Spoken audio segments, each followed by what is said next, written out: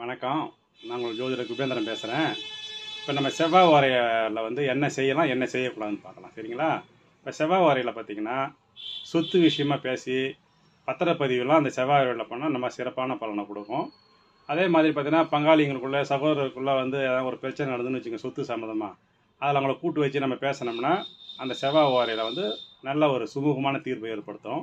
இந்த செவ்வாய் ஓரையில் வந்து ரத்த தானம் செய்யலாம், முருகனை வந்து வழிபடலாம். அதுக்கப்புறம் பார்த்தீங்கன்னா, கடன் நம்ம வாங்கின கடனை வந்து திருப்பி கொடுக்கலாம். திருப்பி கொடுத்தோம்னா நல்ல பலன் கொடுக்கும் நமக்கு. உடனே அந்த கடன்லாம் அடைஞ்சிரும் உங்களுக்கு. செவ்வாய் ஓரையில் செய்யக்கூடாதவைகள். அது கடன் வாங்குறதுக்கு நாமளா தேடி கடன்காரங்கிட்ட போகக்கூடாதுங்க அந்த செவ்வாய் ஓரையில். அதே மாதிரி பெண் பார்க்கக்கூடாது. ஒரு ஒரு பொண்ணை பார்த்து திருமணத்துக்காக போயிட்டு பெண் பார்க்கறதுக்கும் போகக்கூடாது அந்த செவ்வாய் ஓரையில். அதேமாதிரி குடும்பத்தில் வந்து வாக்குவாதம் வந்ததுன்னா அந்த நேரத்தை வந்து தவிர்த்துடணும். இதை செஞ்சீங்கன்னா கண்டிப்பாக நல்லா